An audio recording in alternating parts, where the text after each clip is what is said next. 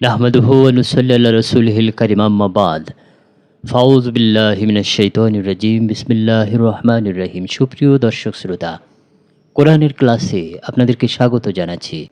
আজকে আমরা সূরাতুল ফাতিহা বানান এবং সহি শুদ্ধ উচ্চারণ সহ তেলাওয়াত শিখব। সূরাতুল ফাতিহা কোরআনুল কারীমের সর্বপ্রথম সূরা। এটিকে উম্মুল কোরআন বা কোরআনের জননীও বলা হয়ে থাকে, যে সূরাটি ছাড়া কোনো নামাজ হয় না। কাজেই প্রত্যেককে আমাদের সহি শুদ্ধ করে অবশ্যই সূরাতুল ফাতিহা শেখার চেষ্টা অব্যাহত রাখতে হবে। চলুন তবে কথা না বাড়িয়ে শুরু করা যাক। আউযু বিল্লাহি মিনাশ শাইতানির রাজীম। বিসমিল্লাহির রহমানির রহিম। আমরা প্রথমে বানান করব, এরপরে মাখরাজ সহ ধরে ধরে উচ্চারণ শিখব।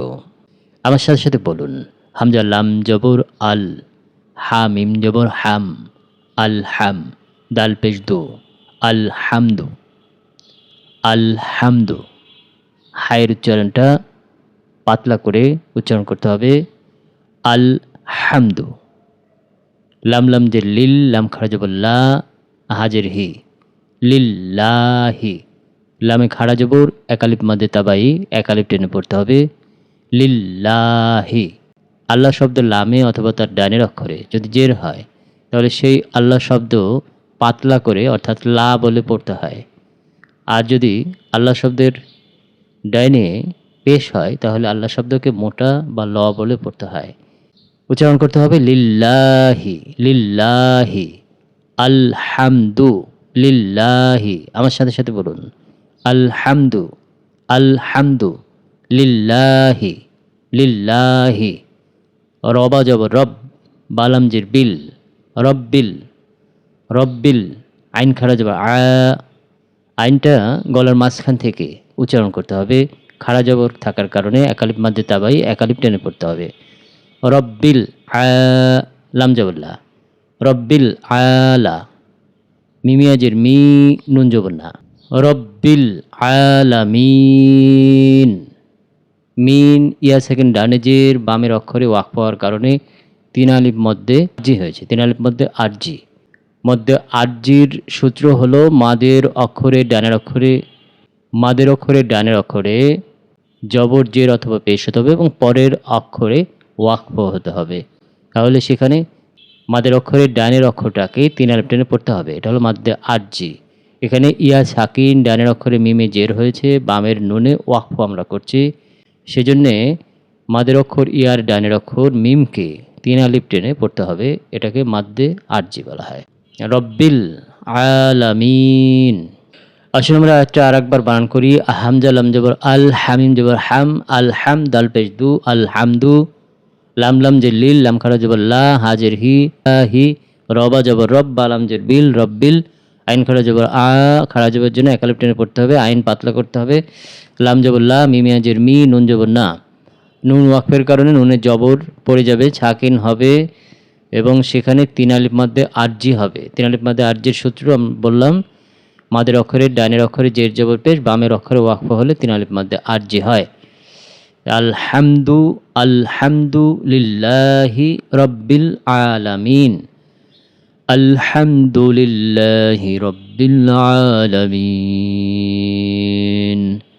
পরের আয়াতে যেহেতু আমরা নুন সাকিন করে দিয়েছি, পরের হামজাতে আমরা জবর ধরে নেব। নুনে যেহেতু জবর ছিল, সেই জবরটা হামজার উপরে ধরে নেব, নিয়ে আমরা বানান শুরু করব। হামজা র জবর আর, র হা জবর রহ, আর রহ। মিম খাড়া জবর মা, একালিপ মাদে তাবাই। খাড়া জবর খাড়াজের খাড়া পেশে একালিপ টেনে পড়তে হয়, এটাকে মাদ্দে তাবাই বলা হয়। হামজা র জবর আর, রহ জবর রহ, আর রহ। মিম খাড়া জবর মা, আর রহ মা, নুন রজের নির, আর রহ মা নির, র জবর র, আর রহ মানির র।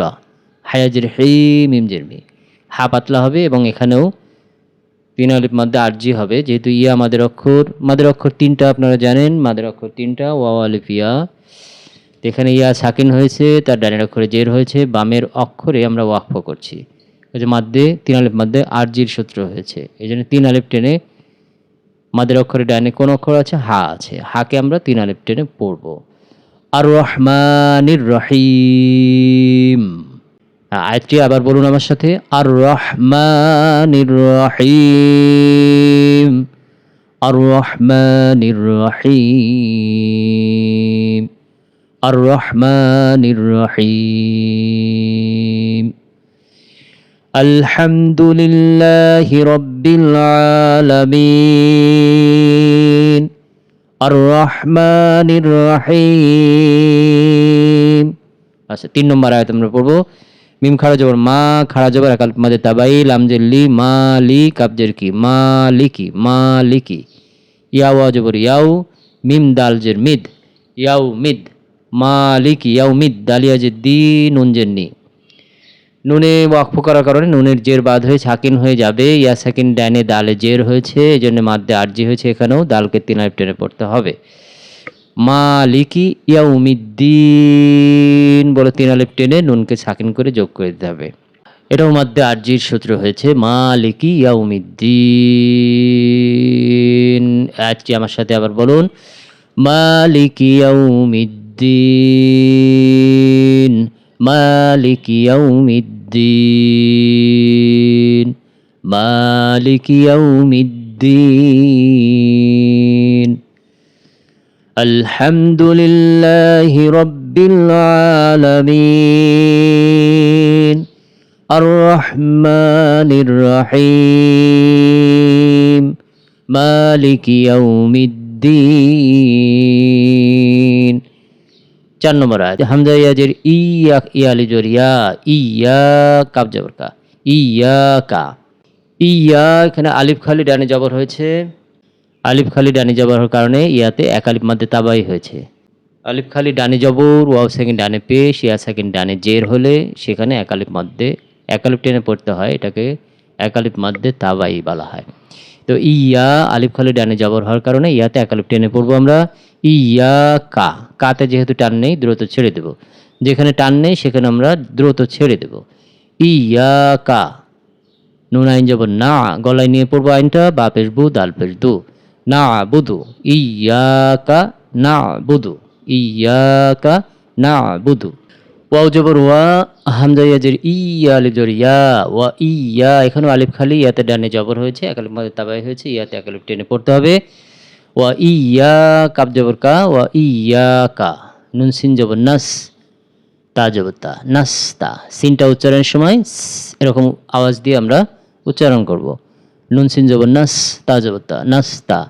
আইন ইয়াজের ই, নুন পেশ নু, আইনটা গলার মাঝখান দিয়ে পাতলা করে পড়বো, নুনকে সাকিন করে দিব। ইয়া সাকিন ডানে আইনে জের হওয়ার কারণে এখানে 3 আলিফ মধ্যে আরজি হয়েছে।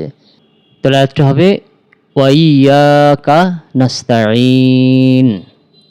পুরো আয়াতটি, 4 নম্বর আয়াতটি আবার আমার সাথে বলুন, ইয়াকা না'বুদু ওয়া ইয়াকা নাস্তাইন। আবার বলুন, ইয়াকা না'বুদু ওয়া ইয়াকা নাস্তাইন, ইয়াকা না'বুদু ওয়া ইয়াকা নাস্তাইন।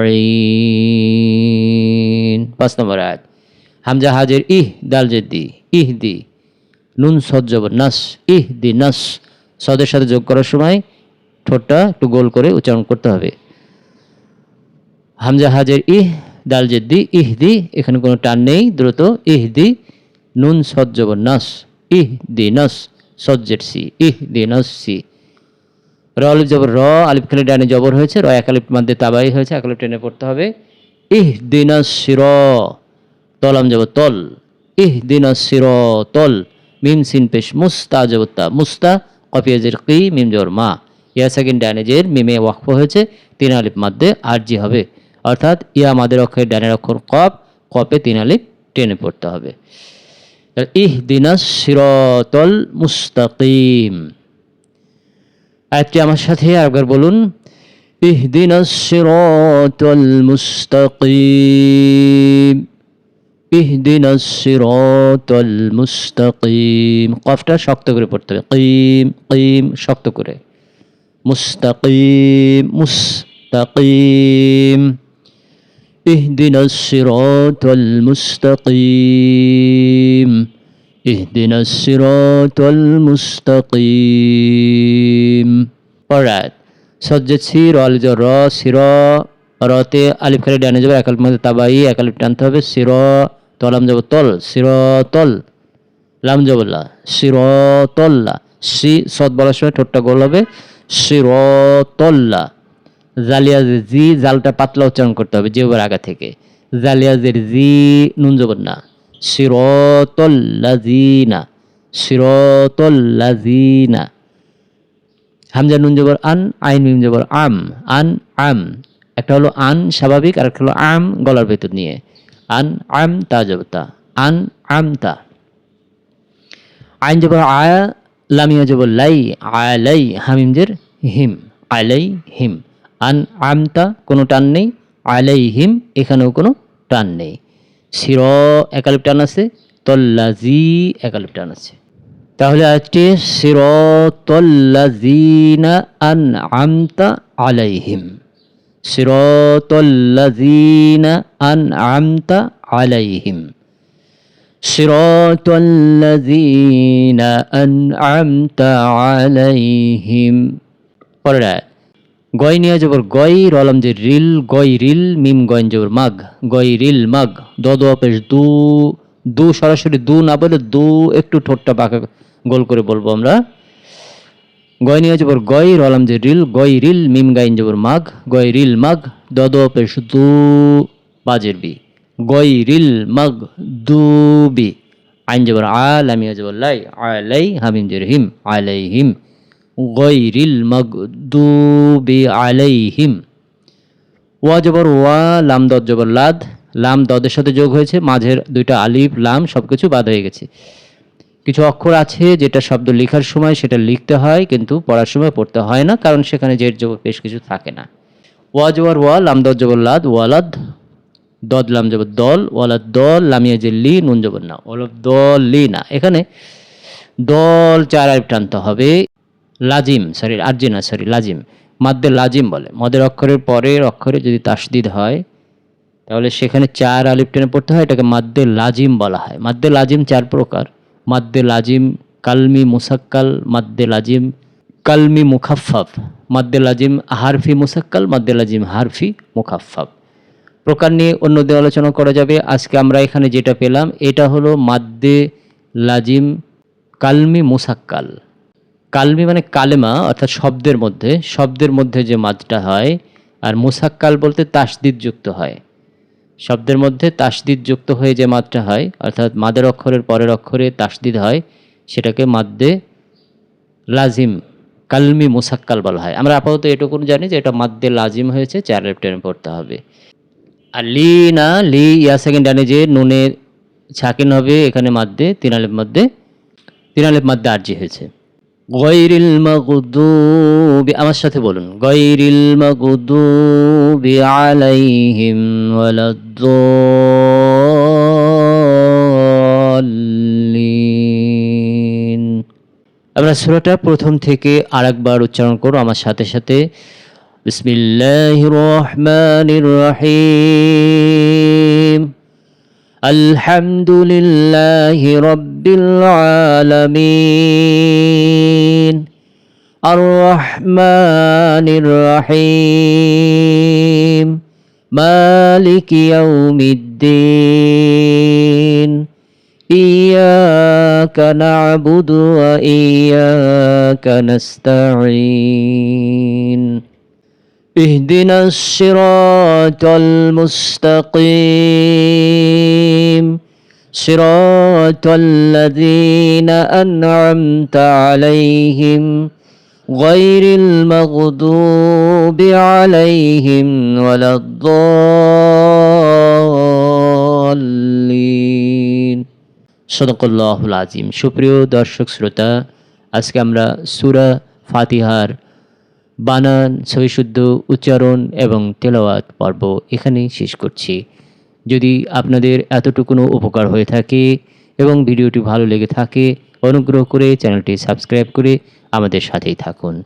আর অবশ্যই একটি লাইক দিতে ভুলবেন না। সকলকে ধন্যবাদ। আল্লাহ হাফেজ।